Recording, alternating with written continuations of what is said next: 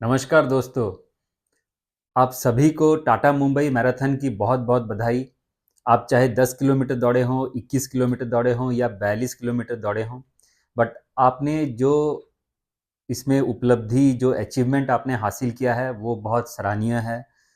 आपने कम से कम 2-3 महीने का तो ट्रेनिंग कर ही रखा होगा। उस ट्रेनिंग के हिसाब से आपको बहुत ही अच्छा लर्निंग मिला होगा और आपने ये एग्ज़ीक्यूट किया होगा कल टाटा मुंबई मैराथन के इवेंट में। तो मैं उम्मीद करता हूँ कि आप सभी का बहुत अच्छा टाइम आया होगा। मेरे टीम से कुल मिला के 14 से 15 लोग इसमें पार्टिसिपेट किए थे और मैं इन सभी को विशेष कांग्रेचुलेशन बोलना चाहूँगा। सचिन जी, रविंदर कुमार जी, राघव जी, सुमेर जी, भूपेंद्र जी, बिपिन सिंह जी, नवकांत जी, संदीप जी, प्रदीप परिडा जी, गुरु शुक्ला जी, अतुल जी, आदित्य देवी जी, मयूर चिंतापणी जी, दमरूधर और नीलेश गौले जी, ये सभी ने अपना हाफ मैराथन और फुल मैराथन का इवेंट टाटा मुंबई मैराथन में किया। सबका बहुत अच्छा टाइमिंग आया। किसी-किसी का थोड़ा-सा टाइमिंग पीछे हुआ क्योंकि अलग-अलग रीज़न के कारण। मैं आज इस वीडियो में आज इसी के बारे में थोड़ा-सा बात करूँगा। आपको ये भी बताऊँगा कि पोस्ट रेस आपको क्या-क्या करना चाहिए, क्या करना नहीं चाहिए। आप किस तरीके से ये जो इवेंट है, इसको आप लें। ये पूरा इन्फॉर्मेशन आज मैं आपको इस वीडियो में शेयर करूँगा। टाटा मुंबई मैराथन 42 किलोमीटर का रेस दौड़े हैं, तो आप सबसे पहला चीज़ ये करें कि नेक्स्ट 2 से 3 वीक का आप रिकवरी या रेस्ट करें। आप कोई भी हार्ड रन ना करें, कोई भी लॉन्ग डिस्टेंस रन ना करें, क्योंकि अभी जो ट्रेनिंग आपने किया हुआ है, जैसे-जैसे आपने माइलेज और स्पीड डेवलप किया हुआ है, उसी को अब थोड़ा-थोड़ा आप इसको रिड्यूस कीजिए। रिड्यूस करने का मतलब ये है कि आप अपना मसल को थोड़ा-सा टाइम दीजिए रिकवर होने में, उसका स्ट्रेंथ वापस आने दीजिए और फिर वापस आप अपना ट्रेनिंग स्टार्ट करेंगे। अगर आप 21 किलोमीटर दौड़े हैं, तो आप कम से कम 1 हफ्ते का रेस्ट और रिकवर लें। अगर आप 10 किलोमीटर दौड़े हैं, तो 3 से 4 दिन का रेस्ट लें। ये पूरे हफ्ते आप बिल्कुल भी ज़्यादा डिस्टेंस ना दौड़ें। क्रॉस ट्रेनिंग करना हो तो साइक्लिंग, स्विमिंग ये आप कर सकते हैं। अच्छे से खाना-पीना कीजिए, रेस्ट दीजिए बॉडी को और बहुत अच्छा समय अपने फैमिली के साथ बिताइए। क्योंकि आपने जो 2-3 हफ्ते का जो टाइम दिया हुआ ट्रेनिंग में, इसमें आप सवेरे उठते थे, समय नहीं होता था फैमिली के लिए, तो अभी ये जो 2-3 वीक है, आप बहुत अच्छे टाइम अपना फैमिली को दीजिए, बच्चों के साथ टाइम स्पेंड कीजिए, बाहर जाइए थोड़ा-सा घूमने के लिए, थोड़ा बहुत वर्कआउट कीजिए, स्ट्रेंथ वर्कआउट कीजिए, रेस्ट लीजिए और आप वापस रिकवर हो जाइए।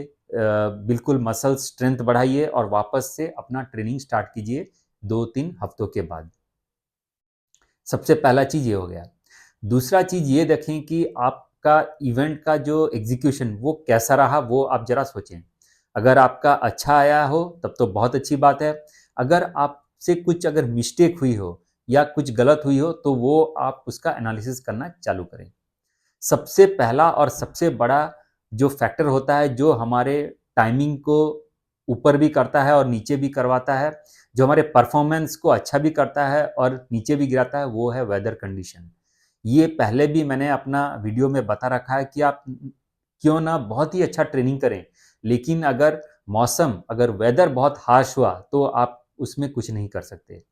इनफैक्ट हम लोग इंडिया से बहुत अच्छा ट्रेनिंग लेके जाते हैं बॉस्टन में, जो कि एक इंटरनेशनल सबसे बड़ा मैराथन इवेंट है बॉस्टन अमेरिका में, लेकिन वहाँ का वेदर बहुत ही अनप्रिडिक्टेबल रहता है। वहाँ पर बारिश होती है, वहाँ पर बहुत ज़्यादा स्टॉर्म होता है, तो इस हिसाब से हमारा रेस टाइमिंग बिगड़ता है। सेम चीज़ मुंबई में भी ह्यूमिडिटी बहुत हाई रहता है, तो इस हिसाब से आपका रेस का जो एक्सपेक्टेशन है, वो शायद आप उसमें सफल ना हो। तो इसलिए इसको हैंडल करने का सबसे अच्छा तरीका है कि आप अपना एक्सपेक्टेशन को हैंडल करें। देखिए, आपने ट्रेनिंग तो बहुत अच्छा कर रखा है। क्यों अच्छा कर रखा है? क्योंकि वो आप एक कंट्रोल्ड एनवायरनमेंट में, एक सेफ एनवायरनमेंट में आपने उसको एग्ज़ीक्यूट किया। ट्रेनिंग करने के लिए आप क्या करते हैं, रात का खाना आप अपने हिसाब से खाते हैं, सोते बहुत अच्छे हैं, सवेरे उठते बहुत अच्छा ट्रेनिंग करते हैं और आपका 32-36 किलोमीटर अपने हिसाब से पेस में आप दौड़ते हैं और आप ये समझ लेते हैं कि रेस का दिन भी इसको आप सेम इसको रेप्लिकेट करेंगे। लेकिन होता यह है कि हमारे 3-4 चीज़ होते हैं। सबसे पहला होता है ट्रैवल, दूसरा होता है बाहर का खाना-पीना, तीसरा होता है स्लीप और चौथा होता है वेदर। ये जो 4 मुख्य कंडीशन है जो कि आपका रेस में बहुत ज़्यादा डिफरेंस लाता है। वेदर अगर बहुत ही ज़्यादा टफ है, क्योंकि आपका जो सिटी का वेदर और जो रेस इवेंट का जो वेदर अगर वो डिफरेंस हुआ, तो आपका इसमें जो रेस के आपका जो एक्सपेक्टेशन के हिसाब से रेस नहीं चलेगा। अगर आप देख रहे हैं कि ह्यूमिडिटी बहुत हाई है, ठंड अगर बहुत ज़्यादा है, तो आपको उसी हिसाब से अपना रेस का जो टाइमिंग है या बॉडी है उसको मैनेज करना पड़ेगा। मैं आपको कुछ उदाहरण देता हूँ। 2024 में मैंने न्यू दिल्ली मैराथन किया और इसमें मेरा 2 घंटा 55 मिनट का सबसे अच्छा टाइमिंग आया। लेकिन यहाँ पर इतना ठंड है कि ये आपको बिल्कुल जो आपका यूरिनरी सिस्टम है उसको आपको मैनेज करना पड़ेगा। आपको यूरिन बहुत ज़्यादा लग सकते हैं। तो इस हिसाब से ठंड का मौसम है, तो आप पानी उसमें कम पिएँ और उस हिसाब से अपना रेस को डिटरमाइन करें।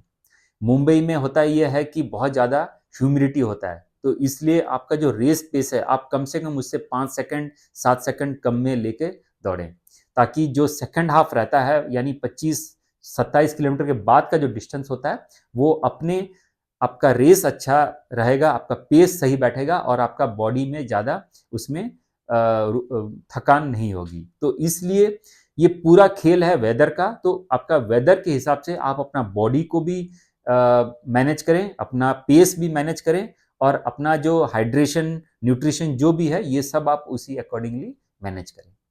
दूसरा चीज़ होता है स्लीप, नींद। नींद मुख्य बहुत ज़रूरी है।